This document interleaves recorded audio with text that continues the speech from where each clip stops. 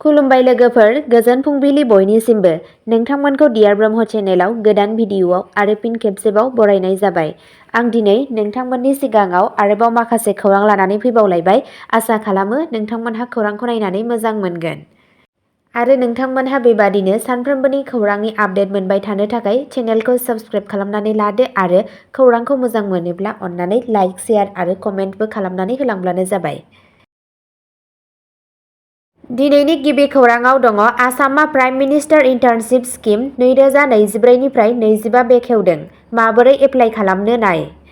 Assam skill employment and entrepreneurship department सरकारा गाहाय मन्थ्रि इन्टार्नशिप स्किम पाइलट प्रजेक्ट 2024 निफ्राय 25 खौ फोसावदों, जाय आसामनि थाखाय 3,523 मासि राननायजों गासै भारतआव 1.25 लाख लाइमोनफोरनि थाखाय इन्टार्नशिप खाबु होनाय मोनसे हाबाफारि। गाहाय फोरमायथिफोरनि मोनसे गोख्रै सुंद' फोरमायथि बेयाव होनाय जाबाय। नोंथाङा खोनासंना लादो। स्किमनि सोमोन्दै। गोजौसिन कम्पानिफोराव इन्टार्नशिप। इन्टार्नफोरखौ भारतनि जौसिन 500 कम्पानिफोराव दोननाय जागोन। स्टाइपेन्ड आरो बान्था। दानारि स्टाइपेन्ड 5,000 12 दाननि थाखाय। खेबसे बान्था 6,000 मोनगोन। आरजाथाव सायख'नाय। बैसो 21 निफ्राय 24 सिम सोलोंथायारि रोंगौथि थाखो 10-12 ITI, डिप्ल'मा एबा ग्रेजुवेट उथ्रिनाय बिनायसाफोर। गोनां डकुमेन्टफोरा जादों Aadhaar card, proof of educational qualification, self declaration of family income. रेजिस्ट्रेशननि जोबथा समा जादों 10 नबेम्बर 2024।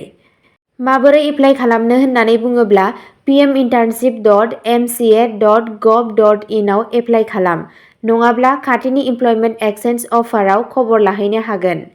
गाहाय मुलाम्फाफोरा जादों बे बिथांखिया मुंदांखा कम्पानिफोराव बेसेनगोसा खामानिनि रोंमोनदांथि होयो, जाय लाइमोनफोरखौ स्टाइपेन्ड आरजिनायजों लोगोसे रोंग'थि आरो दारिमिननि गियान बानायनायाव मदद होयो।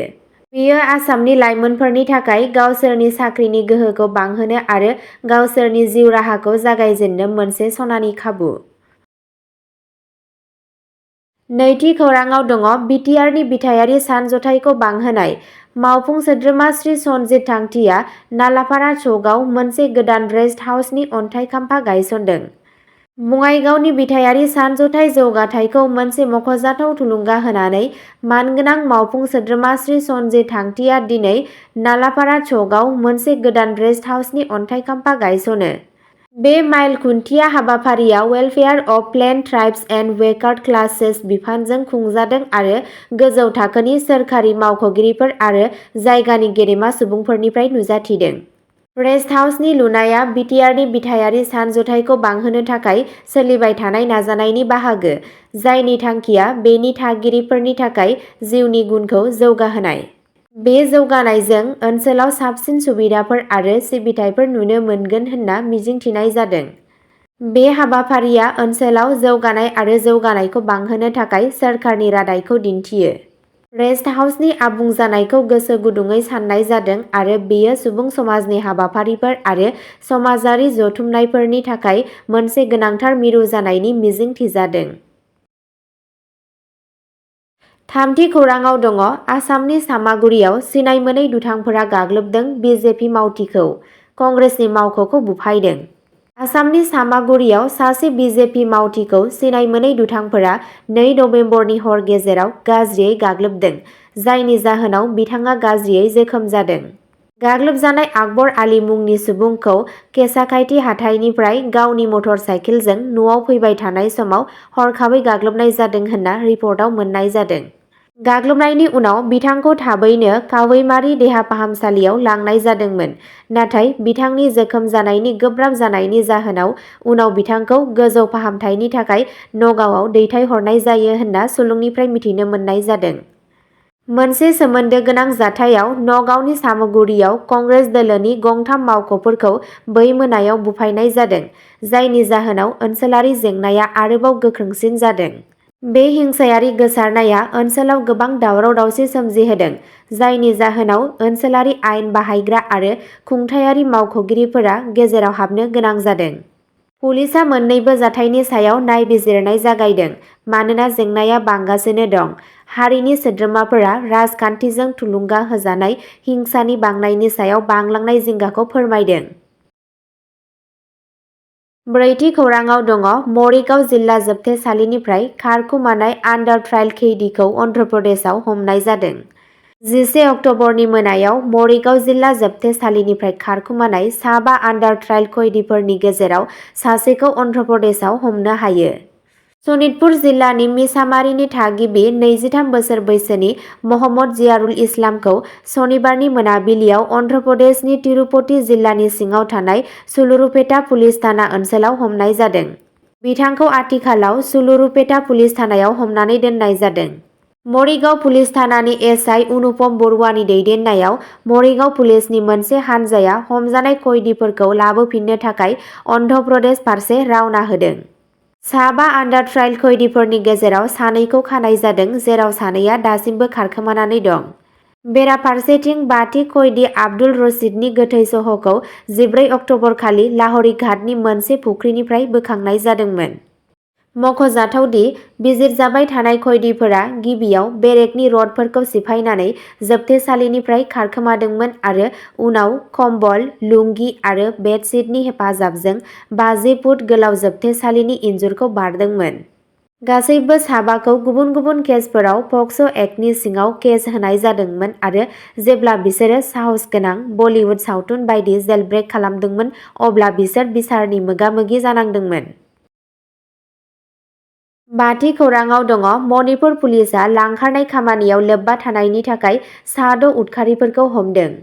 सुलुंनिफ्राय मिथिनो मोननाय बायदिब्ला मणिपुर पुलिसआ बावैसो सिगां मोननै अपारेसननि समाव रां दाबिनाय खामानियाव लोब्बा थानाय गासै सा6 उदखारिफोरखौ हमनो हादों होनना सुलुंनिफ्राय मिथिनो मोननाय जादों।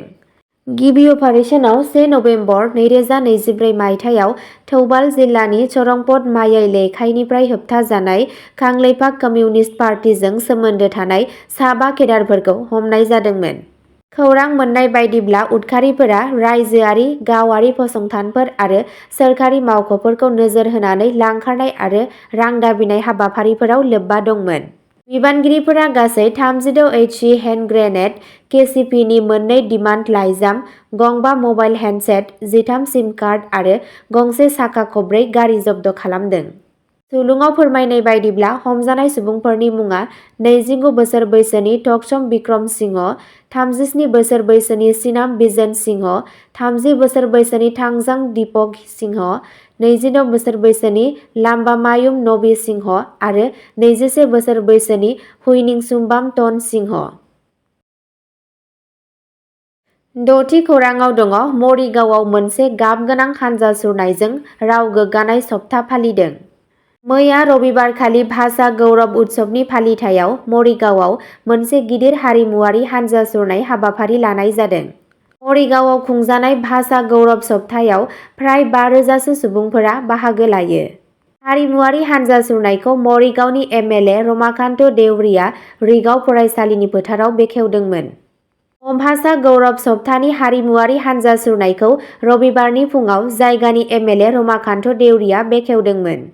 रमाकान्त देउरिया बे हाबाफारियाव रायजो-राजाफोरनि सिगाङाव गोबां बिबुंथि होदोंमोन। सुबुंफोरनि मोनसे थाखोआ बेखौबो बुंदोंमोन दि MLAआ मरिगाव जिल्ला कमिशनार देबाशिष शर्मानि नुजाथिनायाव गावनि थावखौ गथायदोंमोन।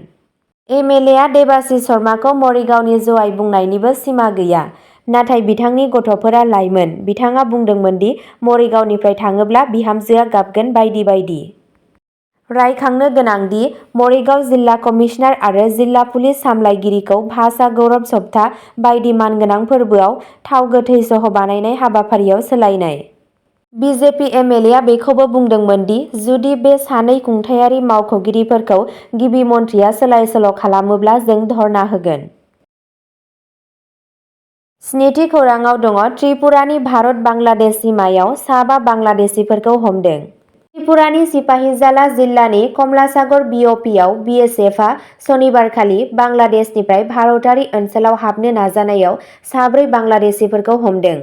BSFजों फोसावजानाय मोनसे बिबुंथियाव BSFआ बुंदों बिसोरजों हमजानाय 4 बांलादेशीफोरनि गेजेराव 3 बांलादेशीफोरा गपालगन्ज जिल्लानि थागिरि। हमजानायाव सासे दालालबो दंफायो। बे दालाला बांलादेशनि कासबारनि थागिरि। गुबुन मोनसे हाबाफारियाव BSFआ उनाक'ति जिल्लानि सिङाव BOP फसंदों। सासे बांलादेशी नोगोरारिखौ समरुपपारायाव भारतारि ओनसोलाव हाबफैनो नाजानायाव हमनाय जादोंमोन। हमजानाय बांलादेशी नोगोरारिया नेत्रखना जिल्लानि थागिरि। बेनि अनगायैबो BSFआ त्रिपुरायाव बांलादेश सिमायाव गावसोरनि सांग्रांथिखौ गोख्रों खालामनो थाखाय भारत-बांलादेश सिमायाव गुबुन गुबुन सिखाव फालांगि खालामनो नाजानायखौ फेलें खालामनो हादों। बिथांमोनहा 12 सिखावै लाबोनाय मोसौफोरबो बोखांनो हादों आरो 3 लाख रांनि 900 किल'ग्राम सिनि आरो गुबुन बेसादफोर जब्द खालामदों। 8थि खौराङाव दङ ब्रह्मपुत्रआव मुसुखा फोजावनाय समाव लाइमोननि जिउ खहा।